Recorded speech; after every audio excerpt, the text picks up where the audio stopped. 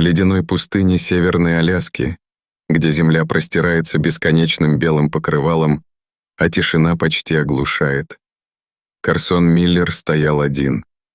Его дыхание образовывало туманные облачка в холодном воздухе, когда он сосредоточился на маленькой лунке во льду, где его леска погружалась в ледяную воду внизу. Но прежде чем мы начнем, нажмите кнопку «Мне нравится» и не забудьте подписаться, если вы еще этого не сделали, а также нажать на колокольчик уведомления, чтобы не пропустить ни одной новой истории. Это был обычный день для Карсона, опытного рыбака, который нашел утешение и пропитание в этих отдаленных краях. Суровое лицо Карсона, на котором отразились годы суровой погоды, было сосредоточенным.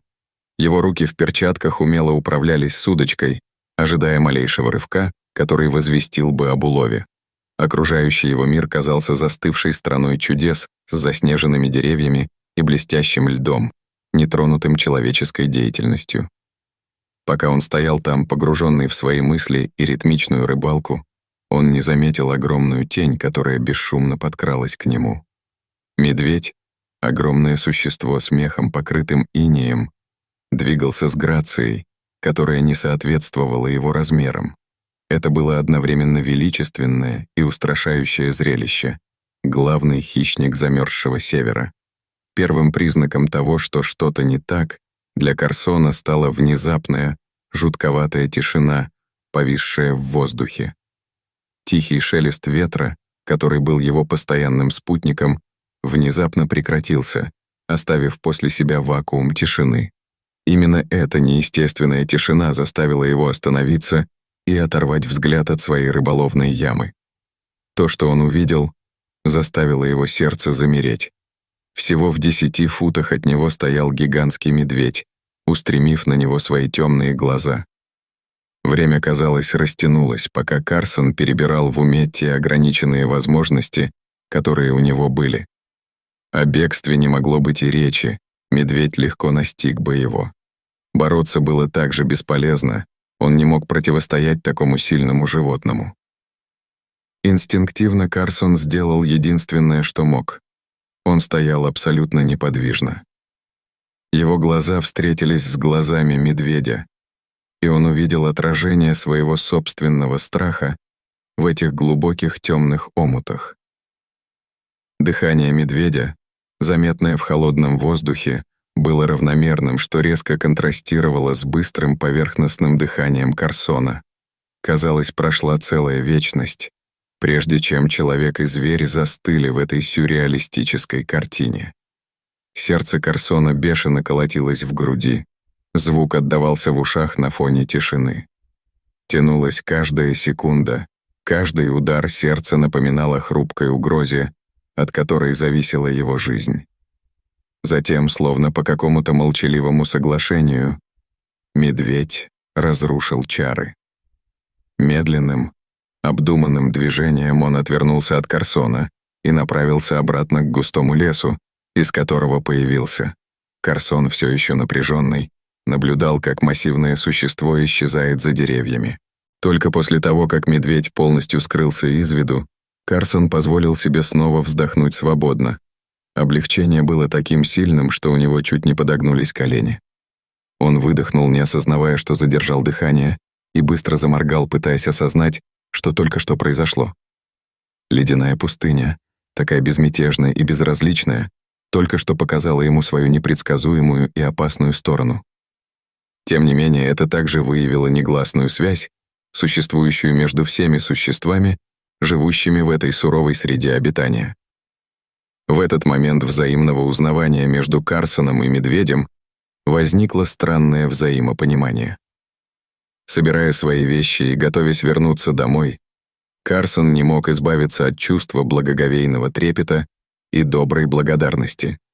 Это вызвало у него чувство благоговения и благодарности, и встреча была ужасающей, но в то же время она наполнила его глубоким уважением к дикой природе и ее обитателям.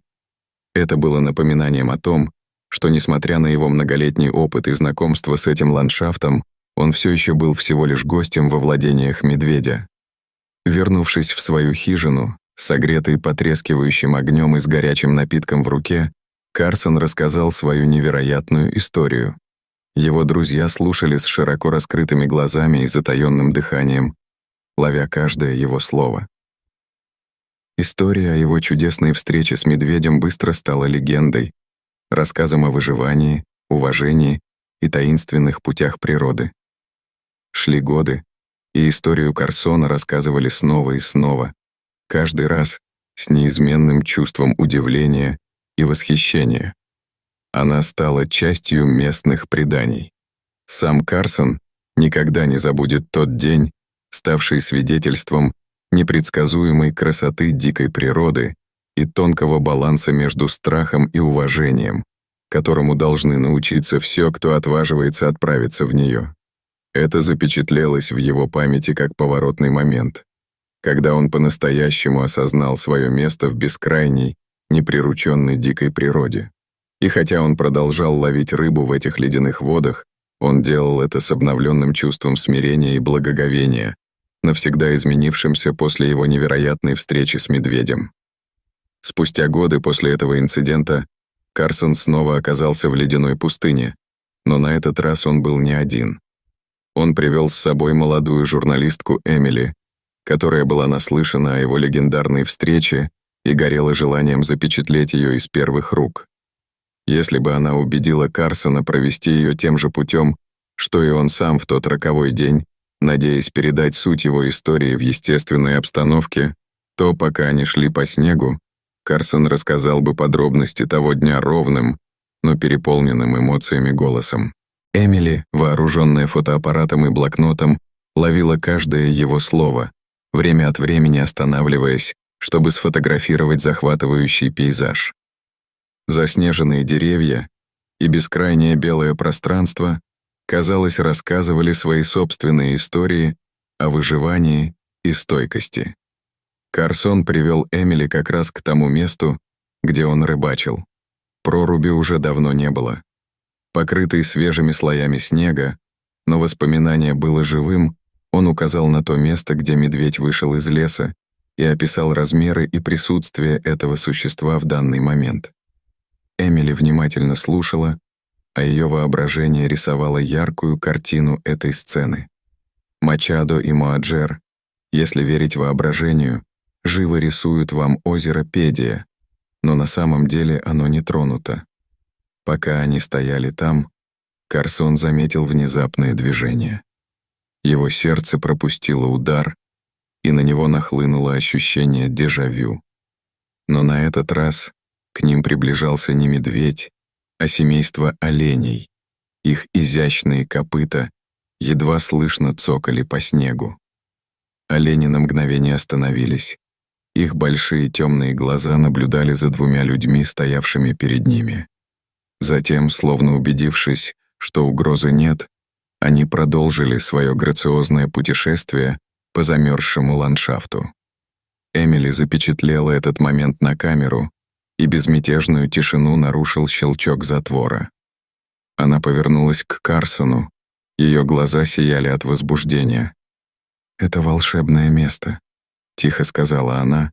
Ее дыхание образовывало маленькие облачка в холодном воздухе. Карсон кивнул, и улыбка тронула уголки его рта. Он согласился. Это место вызывает уважение и смирение. Каждая встреча здесь, будь то с медведем или оленем, напоминает о том, насколько мы ничтожны в общем плане вещей.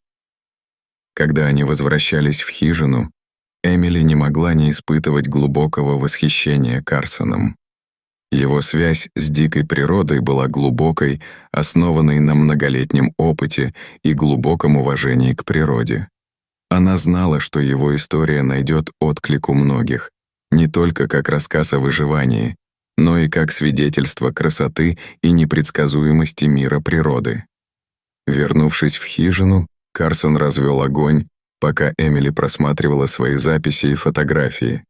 Тепло от огня постепенно прогоняло холод из их костей, а уютный интерьер хижины резко контрастировал с суровостью внешнего мира.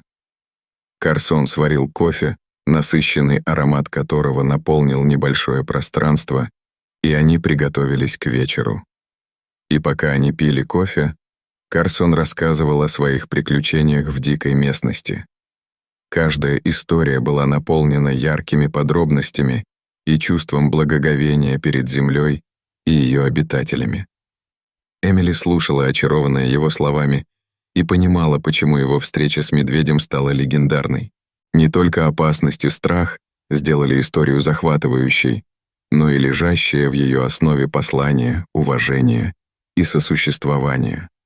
Рассказы Карсона рисуют образ человека, который нашел свое место в мире, не покоряя природу, а понимая и уважая ее. Он говорил о смене времен года, миграциях животных и хрупком равновесии экосистемы. Его знания были обширны, но именно его скромность произвела на Эмили самое глубокое впечатление. К концу вечера Эмили поняла, что ее статья будет не просто рассказом о встрече Карсона с медведем. Это была бы дань уважения мудрости и духу человека, который посвятил свою жизнь изучению дикой природы. В нем будет отражена суть его путешествия не только как рыбака, но и как хозяина земли. На следующее утро, когда они собирались выходить из хижины, Карсон вручил Эмили маленький потрепанный дневник. «Здесь собраны мои заметки и зарисовки за последние годы», — сказал он. «Я думаю, вам это пригодится для вашей статьи». Эмили с благодарностью приняла журнал, зная, что это ценный подарок.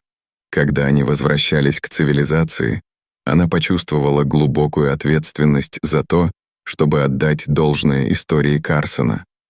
Это было нечто большее, чем просто невероятная встреча с медведем. Это было повествование об уважении, выживании и неразрывной связи между людьми и природой.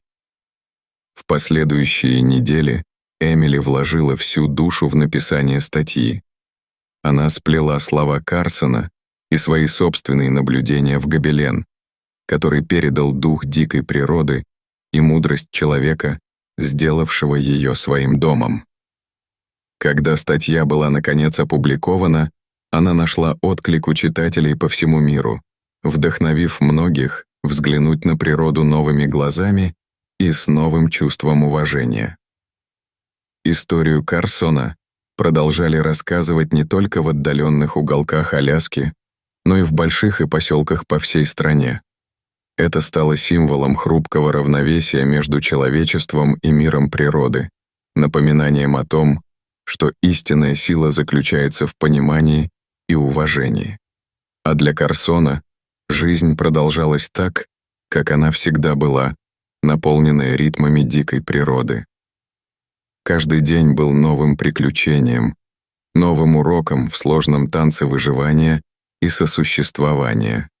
Он знал, что медведь — молчаливый страж ледяного севера, где-то рядом, и он испытывал чувство умиротворения, зная, что их пути пересеклись таким глубоким и незабываемым образом.